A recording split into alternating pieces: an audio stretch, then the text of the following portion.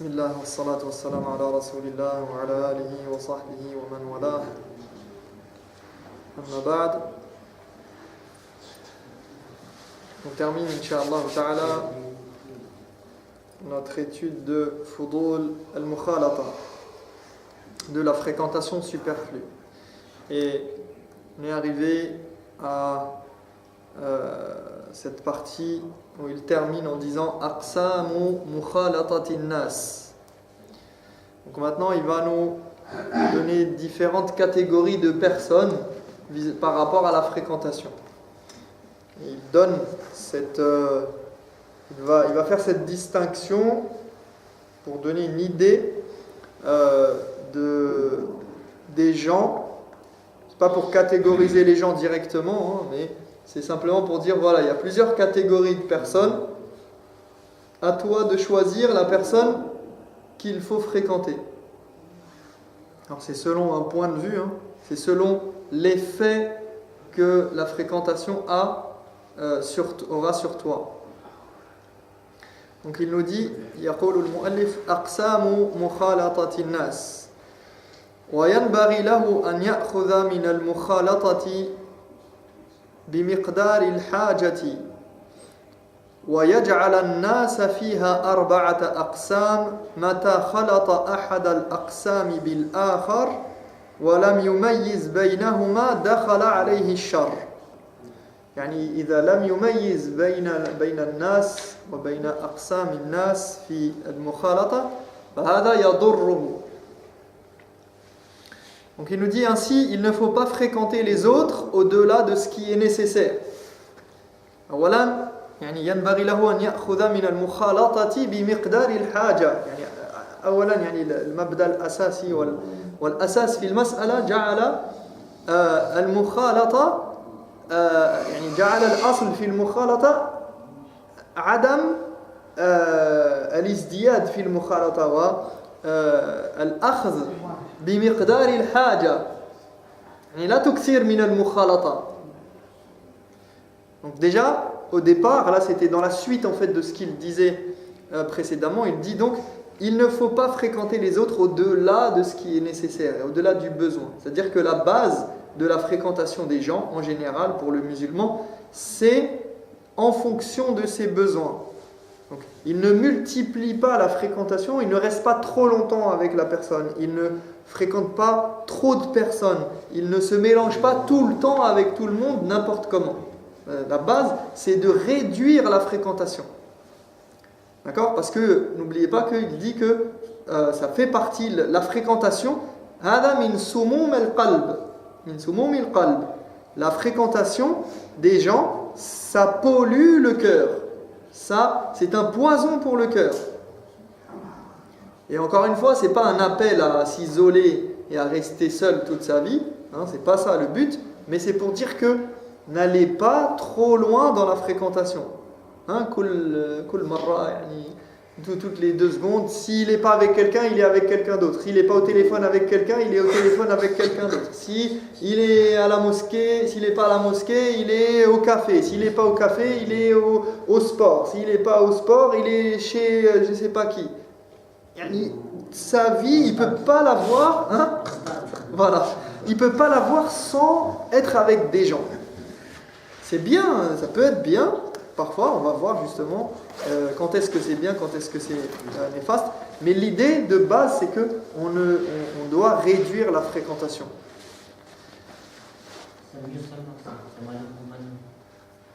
Justement, on va y venir, on va parler de ça. Il dit, donc il ne faut pas fréquenter les autres au-delà de ce qui est nécessaire et savoir identifier les 4 groupes différents de personnes à ne pas confondre au risque d'en subir les conséquences. Donc il faut identifier, il faut connaître, il faut savoir que on peut distinguer les groupes de personnes que l'on fréquente. Et les gens que l'on fréquente, on peut les classer dans 4 catégories selon ce qui est donné ici. Et qu'il ne faut pas confondre pour ne pas en subir après les conséquences. يقول القسم الأول من مخالطته كالغذاء.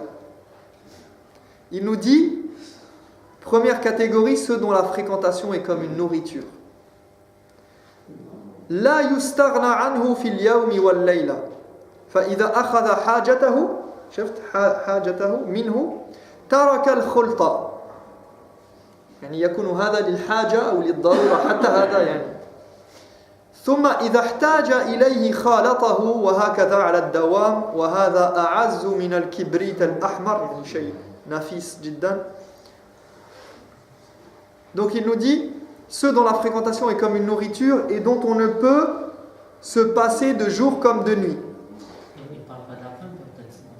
Hein? Non. Non, tu vas voir de quoi il parle. Lorsque notre besoin est comblé, on s'arrête, mais dès qu'on en a de nouveaux besoins, on y revient. Et ceci de manière perpétuelle. Alors, de qui il parle? Hein? Il dit cette fréquentation est plus précieuse que toute chose. Attends, on n'est pas arrivé encore. Et il dit Manhum, d'après vous. Toi, tu as dit les femmes. La femme. Ahsant. Qala humul ulama'u billahi wa amrihi. Il a dit ces personnes sont ceux qui connaissent Allah et tout ce qui se rapporte à Allah. Qui connaissent Allah, les gens qui connaissent Allah. Donc il dit cette fréquentation est plus précieuse que toute chose. Il dit ces personnes sont ceux qui connaissent Allah et ceux qui s'y rapportent. Donc humul ulama billahi wa amrihi wa makaidi aduwihi wa amradi alqulub wa adwiyatiha an-nasihuna lillah wa likitabihi wa lirasulihi wa li khalqihi fahadha ad-darbu fi mukhalatatihim ar-ribha aw ar-ribhu kull ar-ribh. Il nous dit donc ces personnes sont ceux qui connaissent Allah et ceux qui s'y rapportent, qui connaissent les ruses de ses ennemis et de son ennemi juré, Shaitan. Ceux qui connaissent les ruses de Satan, qui connaissent les maladies du cœur et qui savent les traiter, qui connaissent leurs remèdes. Ceux qui sont loyaux envers Allah, qui sont fidèles envers Allah, nasihuna lillah, qui sont fidèles à son livre et loyaux envers son livre, son messager, et envers toutes les créatures. Et il dit, en fréquentant cette catégorie de personnes, on a tout à gagner. Leur fréquentation n'apporte que du bien. Mais tu ne passes pas pour autant tout ton temps avec eux. C'est-à-dire que même ceux qui sont les mieux dans toute la création, et ceux qu'on devrait fréquenter, on ne passe pas tout notre temps avec eux. Et on ne prend que ce dont on a besoin. Et quand on en a besoin, on y va. Quand on n'en a pas plus besoin, ou qu'on a pris ce dont on avait besoin sur le moment, on s'arrête et on reviendra lorsqu'on en aura besoin. Parce qu'il te faut du temps pour toi, avec toi-même, pour tes adorations, l'ibada, pour tes affaires. Tu as des choses à faire, il y a des choses que tu dois faire, c'est ton quotidien, tu ne peux pas faire autrement. Tu ne peux pas passer tout ton temps avec des gens et délaisser tes obligations, et délaisser les gens qui ont besoin de toi, délaisser ceux qui sont à ta charge, par exemple. Bien que ce soit des gens qui te rappellent à Allah, qui sont des gens pieux, qui sont loyaux envers la communauté, envers les gens qui font le bien, tu dois avoir du temps pour toi pour faire des bonnes actions. Litazkiyat an-nafs, litazkiyat nafsik, pour l'introspection, pour se remettre en question. Il faut avoir du temps pour soi-même. Et en plus, parce que ceux qui sont, par exemple, al-ulama, billah wa amrihi, ceux qui ont ce rôle, eh bien, ils ne peuvent pas passer tout leur temps avec toi non plus. Et par shafaqa envers eux, par compassion envers eux aussi, tu les laisses. C'est pas parce que quelqu'un il a hada min al-adab, ça fait partie des bonnes de la bienséance envers l'ulama, envers les imams, envers envers les gens même qui sont ici cités, c'est-à-dire que ce n'est pas forcément des gens qui ont un statut, mais ce sont des gens qui sont bienveillants, qui sont pieux, qui connaissent Allah, qui connaissent les maladies du cœur, qui traitent avec les créatures d'une bonne manière. Tu ne peux pas te les accaparer, tu ne peux pas rester avec eux tout le temps et leur dire je reste avec toi et leur prendre de leur temps parce qu'eux aussi ils ont des obligations. Ils ne peuvent pas être là pour chaque personne à chaque instant tout le temps. Donc il nous dit lorsque notre besoin est comblé, on s'arrête, mais dès qu'on en a de nouveaux besoins, on y revient. Donc ça c'est la première catégorie. Voilà ce qu'il faut viser, ce qu'il faut choisir comme fréquentation. Al-qismu thani man mukhalatatuhu kad-dawa. Donc les premiers c'était kal-ghidha. Donc ceux dont la fréquentation, les premiers c'était ceux dont la fréquentation est comme une nourriture. D'accord? Il a donné l'exemple, il a dit comme la nourriture, tu ne te goinfres pas, tu ne passes pas ton temps à manger. Donc, quand on a besoin, tu manges, et quand tu es arrivé à satiété, ça y est. قبل أن تشبع تتوقف وترجع إذا جعت إذا جعت ترجع إلى الطعام.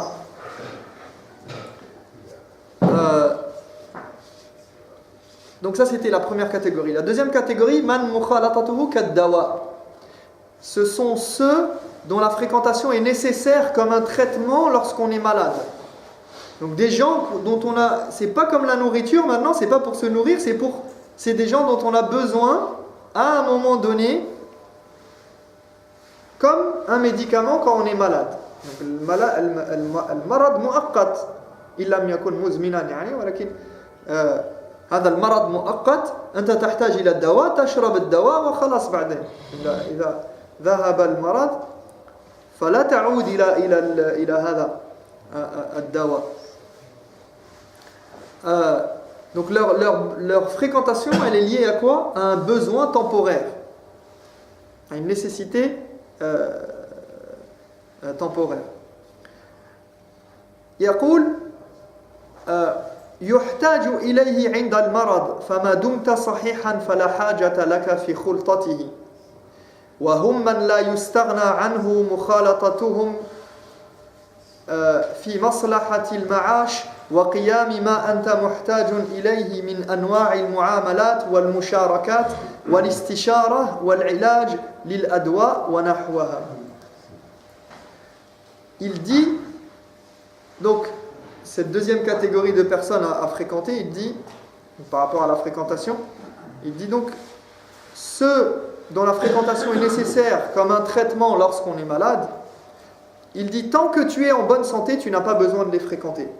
Il s'agit de ceux dont on ne peut se passer pour pouvoir vivre et accomplir ce dont on a besoin au quotidien, comme les différentes transactions sociales, les affaires, la demande d'assistance et de conseils, se soigner, etc.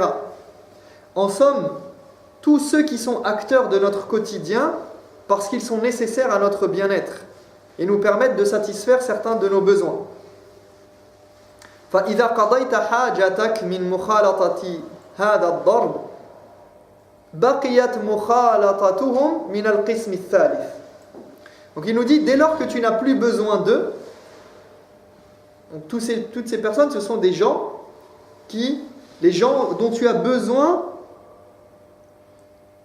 pour accomplir certaines choses de ton quotidien. D'accord? Le médecin, tu ne vas pas chez le médecin toutes les 5 minutes. Quand tu es malade, tu vas chez le médecin. Tu ne fréquentes pas, tu ne restes pas, c'est-à-dire que tu ne vas pas au-delà du besoin par rapport à cette personne-là. La même chose pour tous les corps de métier dont tu peux avoir besoin. Tous les gens au quotidien dont tu ne tires pas, qui n'ont pas d'intérêt, entre guillemets, dans ton quotidien et pour le bien-être et le bon fonctionnement de soit ta vie, soit ta foi.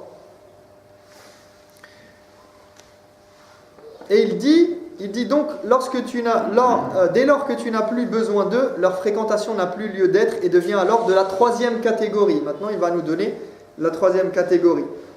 Et ici, on voit que يعني جعل الطبيب دون العالم ودون العارف بالله. Il a placé le médecin en dessous de ceux qui connaissent Allah subhanahu wa ta'ala et qui peuvent soigner ton cœur. Ceux qui connaissent les maladies du cœur et de l'âme. Parce que parce que la catastrophe pour l'homme, ce n'est pas quand son corps est malade ou se meurt. ليس عندما يموت جسمه أو يمرض بل إنما تكون المصيبة عند موت قلبه أو مرض قلبه. Mais quand son cœur devient malade et meurt, c'est plus important d'avoir un cœur en bonne santé. C'est le plus important. Donc il va nous donner maintenant la troisième catégorie. On a dit la première catégorie, hum man mukhalatatuhu ka al-ghidha. Ceux qui sont comme la nourriture, c'était la première catégorie. Deuxièmement, donc sous-entendu nourriture pour la foi, nourriture pour l'âme, nourriture. D'accord ? Deuxièmement, ceux man mukhalatatuhu ka ad-dawa, qui sont comme un remède. Donc quand tu es malade, tu as besoin d'un remède, tu te traites, eh bien c'est la même chose. Ici, tu es dans un besoin de les fréquenter, tu les fréquentes. Troisièmement, il dit donc si tu dépasses la mesure avec eux, ils deviennent de cette troisième catégorie. وَهُمْ مَنْ مُخَالَطَتُهُ كَالدَّاءِ عَلَى اخْتِلَافِ مَرَاتِبِهِ وَأَنْوَاعِهِ وَقُوَّتِهِ وَضَعْفِهِ فَمِنْهُمْ الآن سوف يعني يقسم في هذا التقسيم. Donc il nous dit troisième catégorie, ceux dont la fréquentation n'est ni plus ni moins qu'un mal, avec des différences de degrés selon le cas. Et il nous dit, maintenant il va faire des sous-catégories dans cette catégorie. Il nous dit يقول فمنهم من مخالطته كالداء العضال والمرض المزمن وهو من لا تربح عليه في دين ولا دنيا. Donc il nous dit la fréquentation de certaines personnes, donc ça c'est une catégorie de ceux qui sont un mal. La fréquentation de certains est un mal, donc c'est le plus haut niveau des maux, du mal. C'est quoi ? Le mal incurable, une maladie chronique. C'est pas grave. Il s'agit de ceux qui n'apportent rien, qui ne t'apportent rien, ni pour ta foi, ni pour toi, ni pour ton quotidien. Et il dit وَمَعَ ذَلِكَ فَلَا بُدَّ مِنْ أَنْ تَخْسِرَ عَلَيْهِ الدِّينُ وَالدُّنْيَا أَوْ أَحَدَهُمَا فَهَذَا إِذَا تَمَكَّنَتْ مُخَالَطَتُهُ وَاتَّصَلَتْ فَهِيَ مَرَضُ الْمَوْتِ الْمَخُوفِ. Il dit et qui plus est te font perdre ta foi et ton temps, ou bien l'un des deux. Donc là non seulement ils ne sont pas profitables pour ta foi ou ton quotidien et tes affaires de ton quotidien d'ici-bas, mais ils te font perdre ta foi ou ton temps. Et si cette fréquentation doit perdurer, c'est la mort assurée. Donc ça c'est ceux dont qui sont néfastes pour toi directement et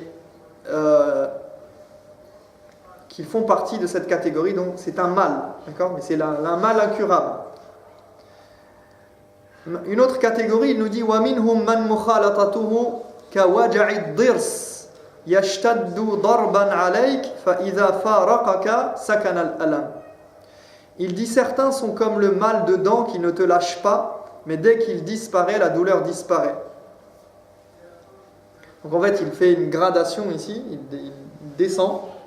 D'accord, il va du mal incurable il part du mal incurable à d'autres catégories de maux. وَمِنْهُمْ مَنْ مُخَالَطَتُهُ حُمَّ الرُّوحِ وَهُوَ الثَّقِيلُ الْبَغِيضُ الْعَقْلِ الَّذِي لَا يُحْسِنُ أَنْ يَتَكَلَّمَ فَيُفِيدَكَ وَلَا يُحْسِنُ أَنْ يُنْصِتَ فَيَسْتَفِيدَ مِنْكَ. يعني لا يحسن أن يتكلم فيفيدك ولا يسكت حتى يستفيد منك. Il dit d'autres sont comme une plaie pour l'âme, ceux qui sont lourds et dont la présence est désagréable, ceux qui ne peuvent ni t'être utiles lorsqu'ils parlent, ni t'écouter quand tu t'adresses à eux.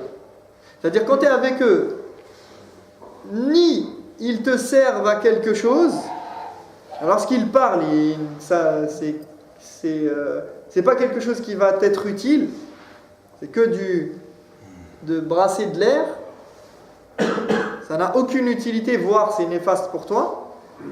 Donc ni il est capable de te profiter quand tu es avec lui, ni de profiter de toi quand tu es avec lui, quand il est avec toi. Donc, il parle, il raconte n'importe quoi, et il ne t'écoute pas si toi tu lui parles et que tu lui racontes quelque chose d'intéressant. Il ne profite pas de toi, il n'est pas capable de profiter de toi, et il est lourd. Saqil, barid, c'est quelqu'un de désagréable, de détestable.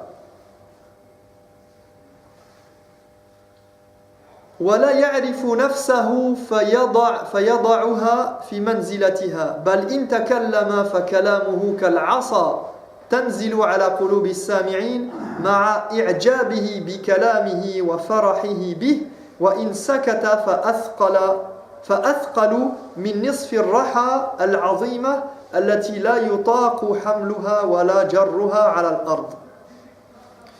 Il dit, ils se croient supérieurs aux autres et leurs paroles sont tranchantes ou sont lourdes comme un coup de bâton pour le cœur de ceux qui les écoutent, tout en s'auto-satisfaisant de ce qu'ils disent et en étant contents d'eux-mêmes.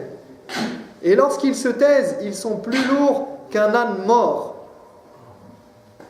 Donc ils sont plus lourds à supporter, lui il dit littéralement, que la moitié d'une meule impossible à soulever et à traîner sur le sol. Lui, il fait des références de son époque. La meule, comment ça marche une meule? Il y a un élément, un socle, et bon, ça peut être de différentes manières, mais il y a une partie circulaire qui tourne. D'accord? La meule, c'est comme une roue qui tourne. Et lui, et normalement, une meule, c'est quelque chose de très lourd, en pierre, mais on peut la faire rouler. Donc lui, il dit plus lourd, il a donné comme comparaison, nous, on dirait plus lourd qu'un âne mort. On a une expression en français qui est peser le poids d'un âne mort. Un âne qui est mort, c'est très lourd. Et c'est encore une référence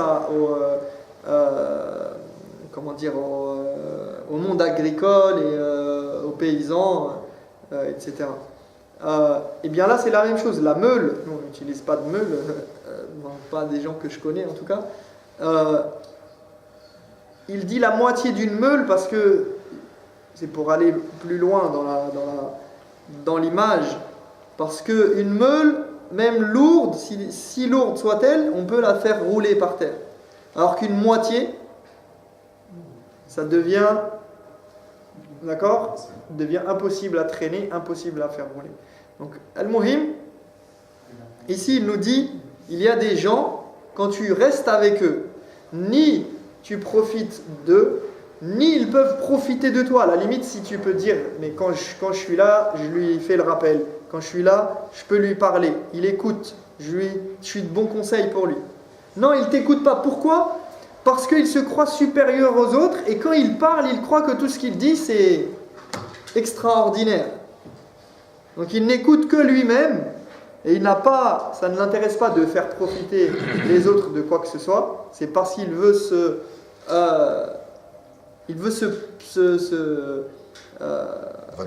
valoriser lui-même et il se croit meilleur que tout le monde. Hein? Il n'a pas besoin de t'écouter, il n'a pas besoin de te profiter. Et ce sont des gens qui sont il y en a beaucoup.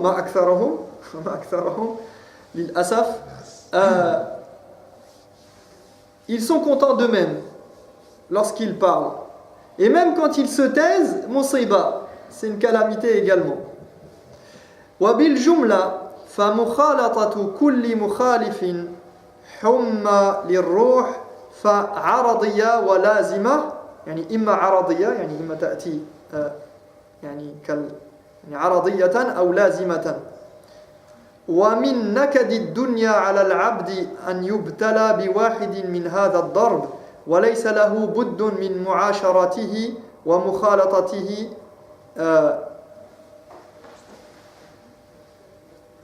فليعاشره بالمعروف حتى يجعل الله له فرجا ومخرجا.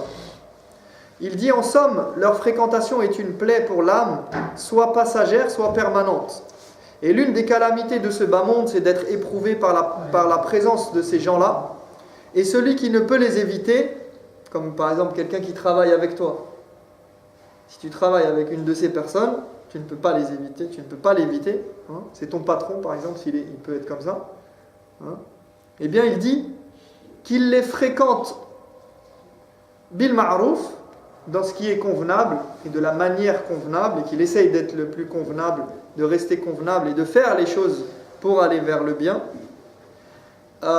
jusqu'à ce qu'Allah lui ouvre une porte de sortie et lui trouve un moyen d'en réchapper. D'accord ? Jusqu'à ce que Allah subhanahu wa ta'ala lui donne la possibilité de ne plus fréquenter cette personne. Parce qu'il te dit, c'est une musiba, c'est une calamité, une catastrophe. Si tu as cette personne-là avec toi, tu es dans de beaux draps. القسم الرابع وهو أشد هذه الأقسام من مخالطته الهلك وهي لغة في الهلاك كله في الهلاك ومخالطته بمنزلة أكل السم. Quatrième catégorie, et c'est la pire des quatre, ceux dont la fréquentation est synonyme de totale perdition. Les fréquenter, c'est pire qu'avaler du poison.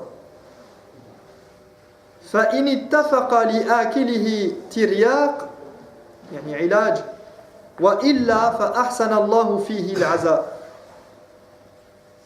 Si jamais il arrive à trouver un antidote à cette personne qui est comme du poison, il dit tant mieux pour lui, sinon on pourra lui adresser nos plus sincères condoléances.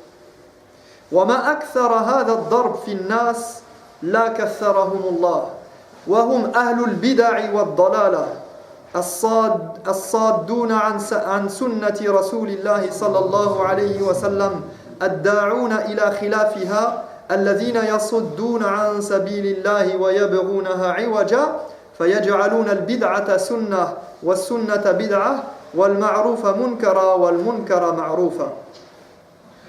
Donc il nous dit cette quatrième catégorie de personnes, il dit et malheureusement ils sont légions, que Dieu n'augmente pas leur nombre, ce sont, et il va nous dire qui sont ces personnes, donc ils sont nombreux, il dit malheureusement il y a beaucoup de personnes de cette catégorie, il dit ce sont les innovateurs et les égarés, ceux qui entravent la voie du messager de Dieu sallallahu alayhi wa sallam et appellent à son contraire, qui entravent la voie de Dieu, voulant rendre son accès difficile et qui font de l'innovation la tradition et de la tradition une innovation, qui confondent le mal et le bien. يعني عندهم انقلبت الموازين. Ils n'arrivent pas à distinguer ce qui est mal, ce qui est bien, ce qui est du ressort de ce qui fait partie de la tradition prophétique, ce qui fait partie de l'innovation, et ils mélangent. Ils mélangent tout et n'importe quoi sans distinction. Et il nous donne des exemples maintenant, il dit in jarratta at-tawhid bainahum qalu tanaqqasta janab al-awliya was-salihin. Il dit si tu appelles à rendre un culte exclusif à Dieu, si tu appelles les gens à être monothéistes comme il se doit, ils te diront tu as bafoué les saints et les pieux. Tu as diminué du rang des saints et des pieux. وإن جردت المتابعة لرسول الله صلى الله عليه وسلم قالوا أهدرت الأئمة المتبوعين. Si tu appelles à suivre correctement la voie prophétique, ils diront tu nous as enlevé les imams qui méritent notre respect. C'est-à-dire que tu veux faire en sorte de supprimer les innovations répandues dans la pratique de certains, par exemple, et on va te dire que tu es encore en train de nous... comme la même chose, comme tu as bafoué les saints et les pieux, tu as bafoué le respect de notre imam, l'intégrité et son haut rang, parce que tu appelles à la voie prophétique, parce que tu rappelles à revenir à la sunna du prophète sallallahu alayhi wa sallam. Et attention ici à ne pas confondre, il parle de la méthodologie, d'accord, du fait de revenir d'une manière générale à la voie prophétique et d'éviter l'innovation. Donc, il parle de l'mutaba'a ici. Il ne parle pas du fait, il ne parle pas de l'a'imma wallahu a'lam, yani de al-fuqaha al-arba'a, des 4 écoles juridiques par exemple, comme le fait de revenir à l'école juridique malikite, shafi'ite, hanbalite, d'accord.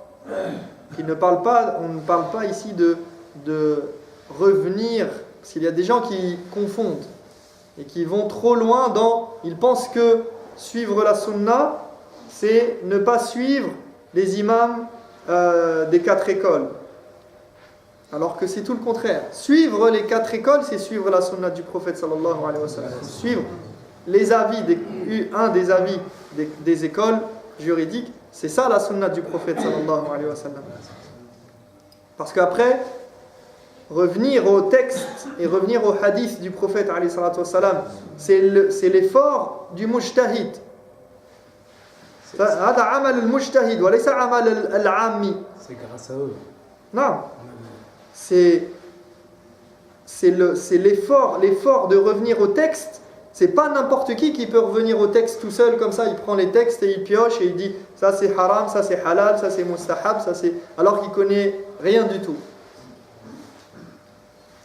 وَإِنْ وَصَفْتَ اللَّهَ بِمَا وَصَفَ بِهِ نَفْسَهُ وَبِمَا وَصَفَ بِهِ رَسُولُهُ مِنْ غَيْرِ غُلُوٍ وَلَا تَقْصِيرٍ قَالُوا أَنْتَ مِنَ الْمُشَبِّهِينَ. Il dit, et si tu t'avises de décrire Dieu de la façon dont il s'est lui-même décrit, de la façon dont le prophète sallallahu alayhi wa sallam l'a décrit, sans exagération d'aucune part, ils diront, tu es comme ceux qui assimilent Dieu à sa créature. Donc ici il fait référence à quoi? À ceux qui parlent ici on est dans Bab al-Asma wa Sifat, d'accord, dans les noms et les attributs d'Allah subhanahu wa ta'ala, et les sectes qui ont dit que ceux qui الذين يثبتون لله بعض صفاته أو صفات يعني صفاته من صفاته يعني قالوا عنهم أنهم من المشبهة.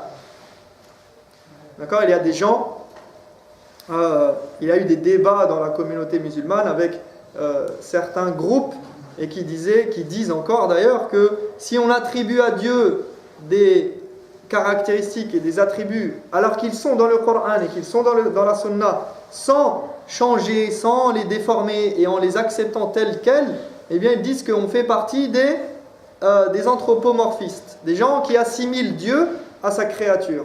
Et il dit alors que tu ne fais que dire ce que Dieu a dit et ce que son prophète sallallahu alayhi wa sallam a dit. Il dit وَإِنْ أَمَرْتَ بِمَا أَمَرَ اللَّهُ بِهِ وَرَسُولُهُ مِنَ الْمَعْرُوفِ وَنَهَيْتَ عَمَّا نَهَى اللَّهُ عَنْهُ وَرَسُولُهُ مِنَ الْمُنْكَرِ قَالُوا أَنْتَ مِنَ الْمَفْتُونِينَ. Et si tu ne fais qu'ordonner ce qu'Allah et son prophète sallallahu alayhi wa sallam ont ordonné et interdire ce qu'ils ont interdit, ils diront tu es un égaré. وَإِنِ اتَّبَعْتَ السُّنَّةَ وَتَرَكْتَ مَا خَالَفَهَا قَالُوا أَنْتَ مِنْ أَهْلِ الْبِدَعِ الْمُضِلِّينَ. Et si enfin tu suis la voie prophétique et délaisses ce qui la contredit, ils diront tu es un innovateur qui égare les gens. فَهَذَا الضَّرْبُ لَا يَنْبَغِي لِلْعَاقِلِ أَنْ يُجَالِسَهُمْ فَإِنْ فَعَلَ فَإِمَّا الْمَوْتِ لِقَلْبِهِ أَوْ الْمَرَضِ نَسَّلُ اللَّهَ لَنَا وَلَهُمُ الْعَافِيَةَ. Il dit, et il termine sur cette partie, il dit cette catégorie de personnes doit absolument être évitée et celui qui les fréquente risque soit la mort de son cœur, soit de tomber malade, qu'Allah nous protège tous. Il termine avec deux textes, mais de athar, par rapport à ce sujet-là, mais on aktafi bihad al-qadr, Inch'Allah. Je reprendrai la semaine prochaine une petite conclusion sur cette partie-là de mukhalata. Donc vous voyez que c'est un sujet important. Al-mukhalata, le fait de fréquenter les gens, qui on fréquente, quand est-ce qu'on les fréquente, à quelle mesure on les fréquente. C'est important. Et ici, je le rappelle à toutes fins utiles, il a parlé de fudul al-mukhalata. Donc déjà, le fait de fréquenter les gens, c'est pas la base, c'est de ne pas exagérer dans la fréquentation des gens, quel que soit le bien qu'on en retire. Wallahu ta'ala a'lam wa ahkam wa sallallahu ala nabiyyina Muhammad wa ala alihi wa sahbihi wa sallama taslima. Subhanakallahumma wa bihamdika ashhadu an la ilaha illa anta astaghfiruka wa atubu ilayk. Barakallahu fikum.